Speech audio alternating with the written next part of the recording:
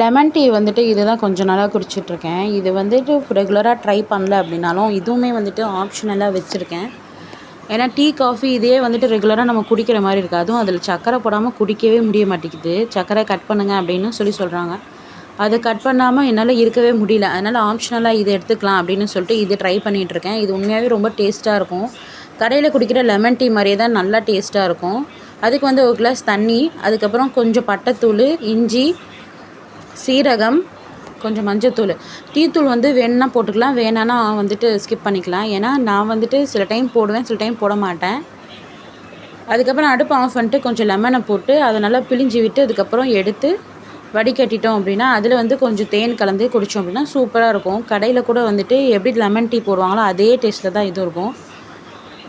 இப்போ இதுதான் வந்து கொஞ்ச நாளாக ட்ரை பண்ணிகிட்ருக்கேன். பார்க்கலாம், இதுவுமே வந்துட்டு நம்ம அப்படியே மொத்தமாக எடுத்துக்கிட்டோம் அப்படின்னா நல்லது தான். கொஞ்சம் ரிஃப்ரெஷிங்காக இருக்குது இது குடிக்கும்போது. வீடியோ பிடிச்சிருந்தது அப்படின்னா மறக்காமல் லைக் பண்ணிக்கோங்க, ஷேர் பண்ணிக்கோங்க, சப்ஸ்கிரைப் பண்ணிக்கோங்க. தேங்க்யூ.